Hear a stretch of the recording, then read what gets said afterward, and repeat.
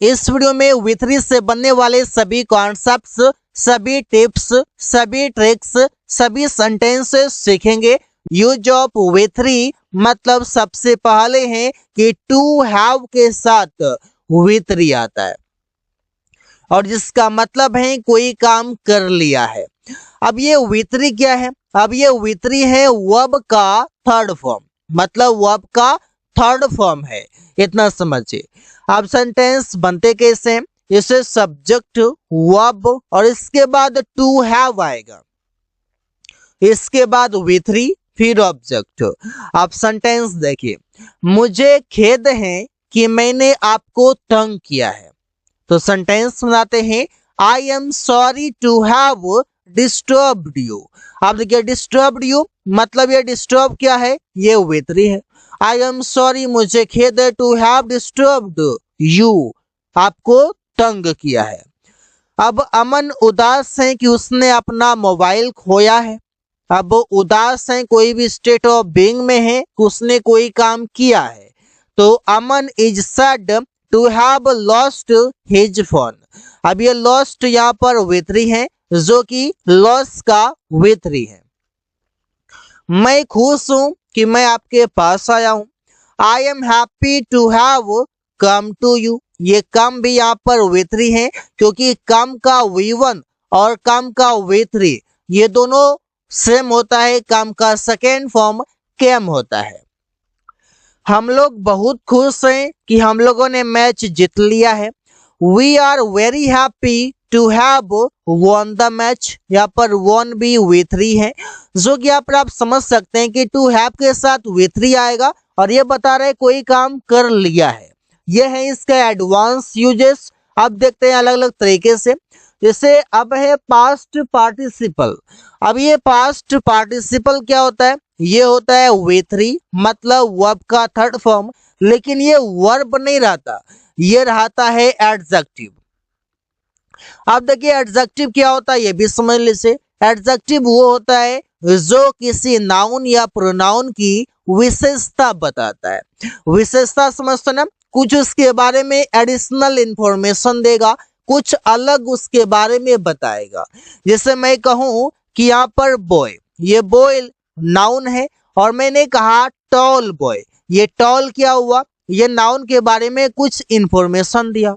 अब मैंने कहा फेट बॉय, ये फेट क्या हो गया? ये भी एडजेक्टिव होगा और ये एडिशनल इंफॉर्मेशन दे दिया। मैंने कहा इंटेलिजेंट बॉय, ये भी क्या हो गया? इंटेलिजेंट, ये भी एडजेक्टिव हो गया। ये सभी इस प्रकार के एडजेक्टिव हैं और ये एडजेक्टिव जो होंगे ये वर्बल एडजेक्टिव कहलाते हैं। जैसे पढ़ा हुआ, पिघला हुआ, देखा हुआ, पिया हुआ, मरा हुआ, ये इस प्रकार से कोई काम किया हुआ के सेंस में सेंटेंस में दिखता है। जैसे सब्जेक्ट वर्ब और इसके तुरंत बाद फिर V3 और फिर अदर वर्ड आएगा। जैसे मैंने सड़क पर मरा हुआ सांप देखा। तो यहाँ पर देखिए मैंने देखा, ये सेंटेंस पास्ट इंडेफिनिट का है, तो आई सॉ मैंने देखा, मरा हुआ सांप ये एक साथ है। तो मरा हुआ सांप मतलब आ डेड स्नेक, सड़क पर ऑन द रोड। यहाँ पर डेड जो है ये V3 है, मतलब एडजेक्टिव है, लेकिन ये किसके बारे में बता रहा है? ये स्नेक के बारे में बता रहा है और स्नेक नाउन है। नाउन के बारे में कोई भी एडिशनल इंफॉर्मेशन दे वो एडजेक्टिव होगा।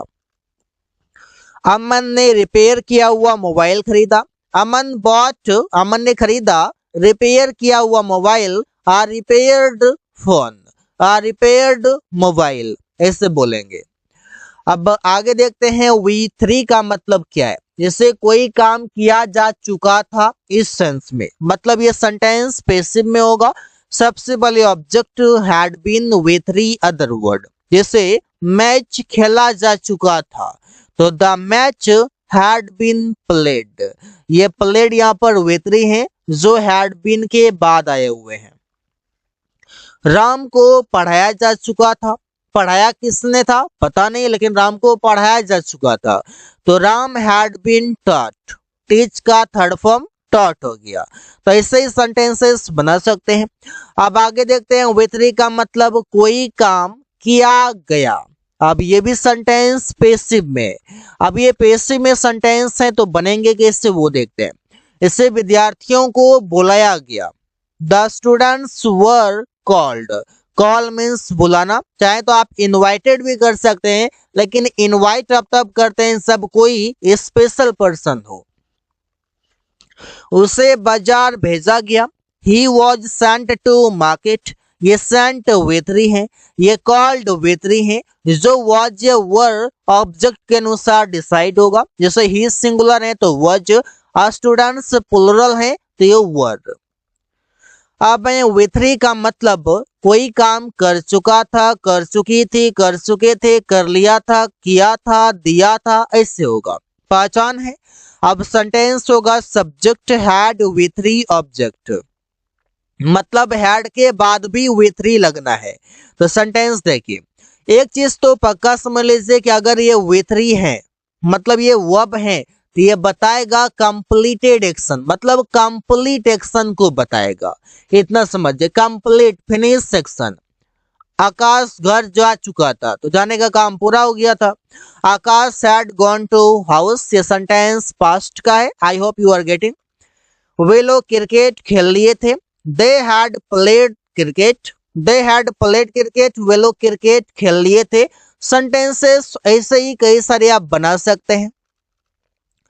अगला सेंटेंस है पास्ट कंटिन्यूअस का पैसिव। अब इसका क्या पहचान होगा? पहचान ये कि कोई काम किया जा रहा है, क्योंकि ये प्रेजेंट का कंटिन्यूअस है तो प्रेजेंट में तो आपको है दिखने को मिलेगा, ऐसा हिंदी में पहचान होता है। आप सेंटेंस देखिए, सबसे पहले होगा ऑब्जेक्ट, इसके बाद इजेमार, ऑब्जेक्ट के अनुसार आ जाएगा, आई आएगा तो एम, और अगर सिंगुलर आएगा तो इज, अन्यथा प्लुरल में आर। इसके बाद बीइंग प्लस विथरी, इसके बाद अदर वर्ड। एग्जाम्पल देखिए, गली सजाई जा रही है। अब हमको फोकस उस पर नहीं करना है जो काम कर रहा है, फोकस उस पर करना है जो काम किया जा रहा है। काम क्या हो रहा है? गली सजाने का हो रहा है तो गली पर फोकस है।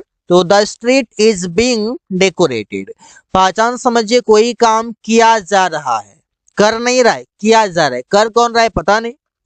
अंग्रेजी पढ़ाई जा रही है, कौन पढ़ा रहा है? I don't know, but I know कि कोई कौन सी काम हो रही है, अंग्रेजी पढ़ाई जा रही है। तो इंग्लिश इज बीइंग टॉट। वैसे सेंटेंसेस आप बना सकते हैं।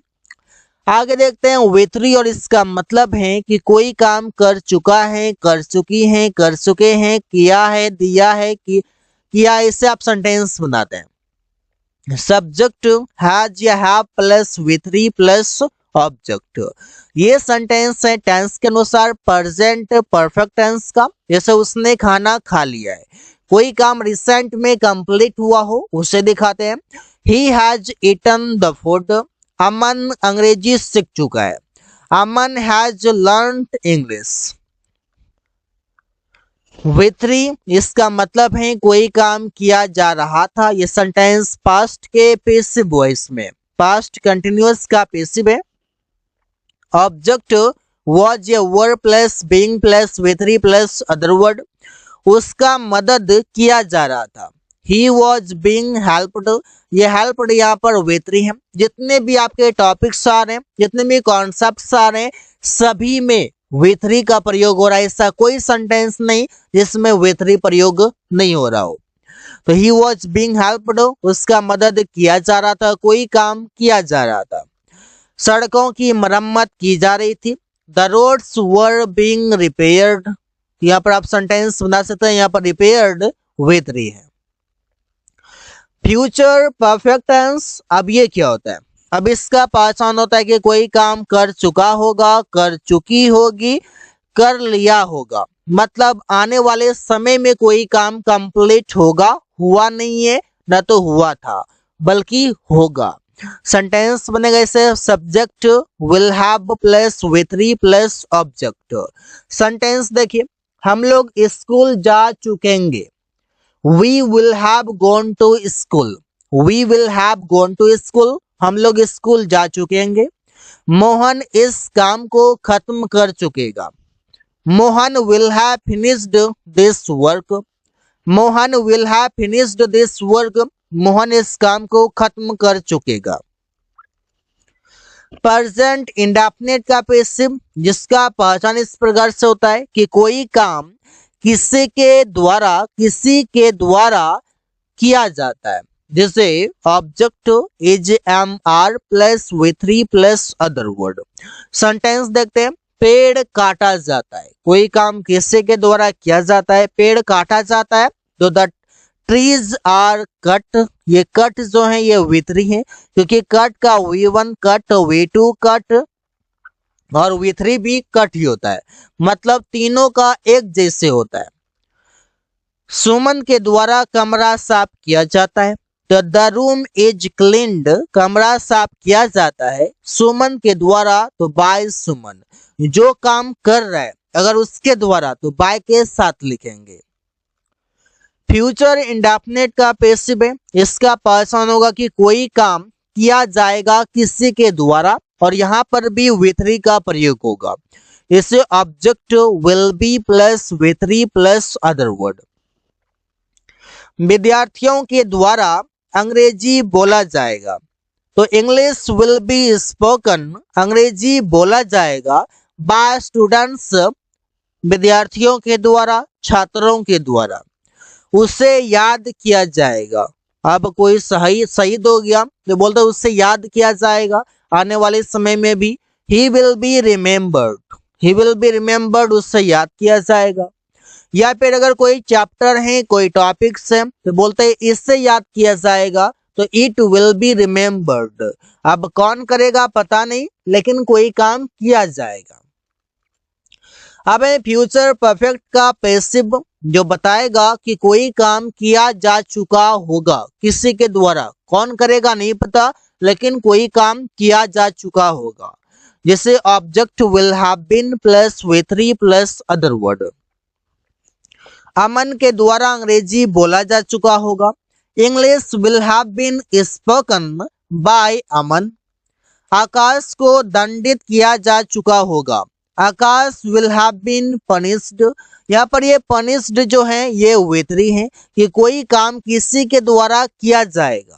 अब किसको किया जाएगा, वो हो जाएगा ऑब्जेक्ट, जैसे आकाश ऑब्जेक्ट है और यहाँ पर अमन सब्जेक्ट है, तो अमन को लिखा गया है बाय के साथ। प्रेजेंट परफेक्ट का पैसिव है, जैसे कोई काम किया जा चुका है, कोई काम किया गया है। ऑब्जेक्ट हैज या have plus been plus V3 plus other word. जैसे अमन को पैसे दिया जा चुका है, मनी हैज बीन गिवन, पैसे दिया जा चुका है अमन को, तो टू अमन। पत्र जमा किया जा चुका है, तो लेटर्स हैव बीन सबमिटेड, पत्र जमा किया जा चुका है। कोई काम किया जा चुका है तो हैव बीन या हैज बीन के साथ V3 लगा सकते हैं।